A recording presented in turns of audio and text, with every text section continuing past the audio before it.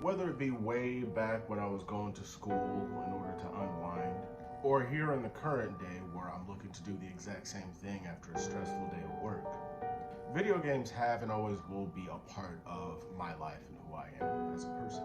But sometimes playing video games can lead to unintended consequences, whether it be lack of sleep, elevated levels of stress and anxiety over not finishing a level, or as we'll be discussing today, some of the horrifying levels in video games that caused us to lose sleep at night.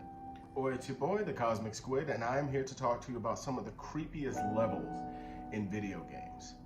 Now, this is only a tens list, so some video games may not be included, so feel free to leave suggestions in the comments and I might make a part 2. But until then, these are just like my opinions, man.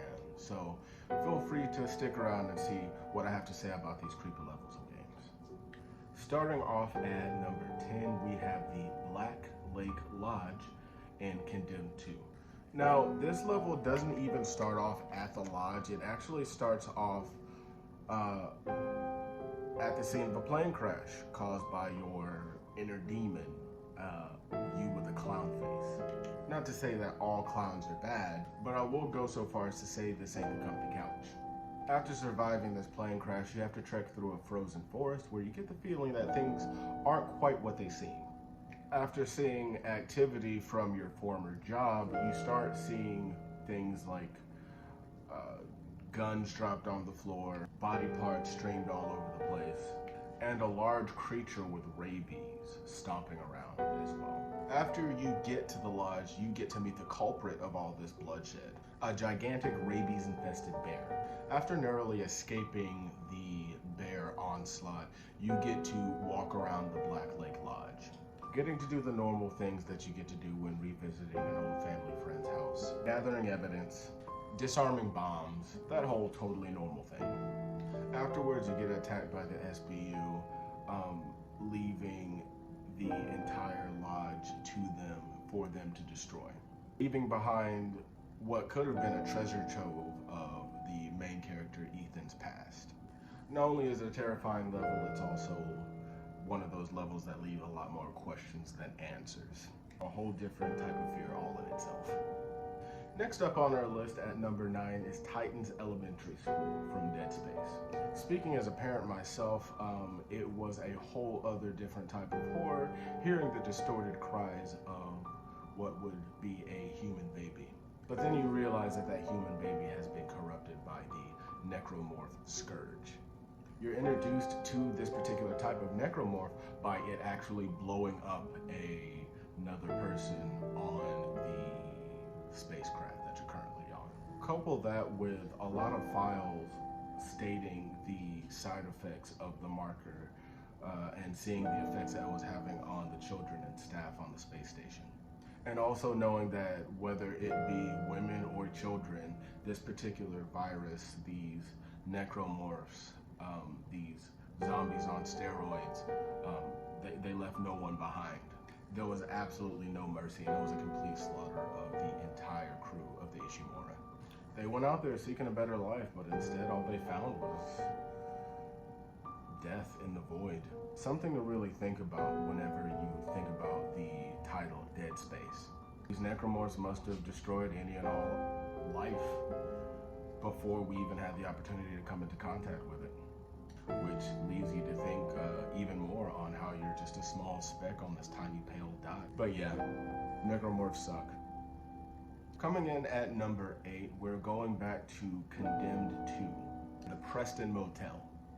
Despite my own personal fear of like dirtiness and grime and just sheer unadulterated filth, there's also an abundance of enemies ranging from junkies to rioters to just even your own teammates, both of which seem to be determined to leave you behind and ensure that not only the mission fails, but you're also killed in the process.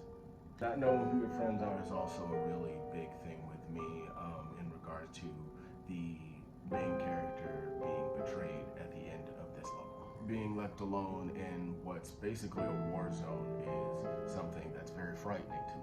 Couple that with the fact that you also find out an old family friend, Malcolm Van Horn, is dead. and you have to work with your teammates in order to get his mutilated body out of the level and back to base. A task you accomplish, but almost at the expense of your own life. So yeah, I wouldn't even give this hotel 1 star. Do they have negative stars? Coming in at number 7 is, well, Resident Evil 7. Some call it a soft reboot, others call it a continuation of the story. I call it all my fears wrapped up into one neat little parcel of a game. The Baker plantation is absolutely horrendous. A cannibalistic family trying to indoctrinate you into their ways, feeding you the worst kind of slop and disgusting rotten food that you can even imagine, Saw-style traps and all kinds of craziness. And of course, who can forget the shadow puzzles? There are multiple segments to this level, and each one gets progressively worse as you go along. Plus, as a black man, I hate being on a plantation. So, Baker Plantation in Dulvey, Louisiana? No. Coming in at number 6 is Hell in the Darkness. Now, this isn't hell per se, just the Darkness's description of hell, which takes place in a World War II style no man's land.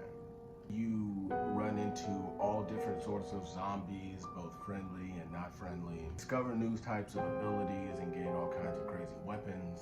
The backdrop of war is something that always freaks me out. The supernatural boost does not make it any better, and you have to go there multiple times after unaliving yourself in order to progress the story. All extremely sensitive subject matter that I'd rather not get into right now. We've reached the midpoint of our list, and we're going back to Condemned, St. Joseph's Secondary School. It's a level that will always give me nightmares, primarily because it focuses on a school setting. Having a lot of social difficulties in school growing up, and having a son that at the time of this recording is currently in grade school, the extremely familiar settings leave an uncanniness that never ceases to chill me to the bone. On top of that, you're also looking for a serial killer as well, and you're exposed to a lot of, to be fair, extremely graphic things going on in the storyline. I'm not gonna spoil it too much, but loose lips sink ships. Coming in at number 4, it is Rapture. A lot can be said about the BioShock series as a whole, but my trauma lies in the first ever BioShock that introduced us to the underground city of Rapture. It's not introduced to us as a sprawling metropolis of scientific advancement, but at the fall of grace of Rapture. You see the remnants of civil war and class war and all sorts of crazy iconography in terms of a totalitarian, freedom-based economy with no rules and regulations, no sort of type of oversight or anything like that. It eventually led to the city's downfall and, of course, led to your character being sent there through a series of unfortunate events. Speaking of, would you kindly give me a like? Between the splicers, big daddies, and creepy little sisters walking around, this place has been reduced to nothing but a shell of its former existence, with remnants of rampant drug use and all kinds of corruption being evident in the divide between the rich and the poor. You can go ahead and add existential dread to the reason as to why I don't like this video game as well as a whole, but to the greater reason as to why I love it as a video game as a whole. Number 3 on our list is Best Save Co. from Fear 3. This is after the Alma, basically, wavelength has completely and totally turned the population's brains into mush, leading to all sorts of murder and other violent crimes going on. All things considered, the store fared pretty well, considering the fact that there's a whole bunch of homicidal maniacs running around. But then, all of a sudden, it's not so well. The deeper in the story you go, the more you see the psychotic influence that Alma is having over the denizens of this city. People are hung on meat hooks. Shrines devoted to Alma are erected all around the store and surrounding houses. It gives a real post-apocalyptic feel to this level as well as this game. I never thought they'd be able to blend fear and action, but This is one of those game franchises that you kind of wish went on because they were really on the brink of something here. Yes, I know they had a whole bunch of games, but at the exact same time, you have all these reboots coming out. So, I mean, this is my thing. I really want this franchise to get a reboot. Last notes on this level. The fear for me comes from how normal the store could have looked. It's evident that the store was a functioning store not but maybe a few days ago. This isn't 28 weeks later where the populace has already gotten used to the apocalypse. The blood hasn't even dried yet, and this level will forever leave an impression in my mind. Our silver trophy winner today is once again the franchise Condemned. I promise this is going to be my last Condemned entry, but this game is truly a disturbing game. It had a huge impact on my life as a person who enjoys playing horror video games. Bart's Department Store is the level that I'm talking about. It has an overabundance of junkies, mannequins, and hallucinations. So many that it really makes you question whether or not the person you're playing as is a reliable narrator for the story. Now, of course, this is attributed to some kind of weird, mystic main character power that he has. Not trying to spoil the story or anything like that, but he's special. Main character special. Anyway, this department store is filled to the brim, like I said, with all types of violent characters, all types of violent types, including junkies who disguise themselves as mannequins. Couple that with the hallucination of mannequins boxing you in, it is every single sort of phobia, from claustrophobia to whatever the fear of mannequins is. And keep in mind, these people aren't even the most dangerous people. You're still on the lookout for a dangerous serial killer as well. Coming in at number 1 and the most terrifying level on this list is Max Payne's nightmare level in Max Payne. This man has gone through a lot, suffering through the loss of his child and wife in the same night due to corrupt, powerful forces that were well beyond his control. The ethereal baby screaming in the background, coupled with your wife screaming, makes this level a person with anxiety's nightmare, both literally and metaphorically, I guess. It is one of those levels that you just want to end as quickly as possible, but difficulty navigating this level and basically not knowing exactly where to go, where to turn, and all sorts of things just make this level go on and on and on. It's my top terrifying level on this particular list here.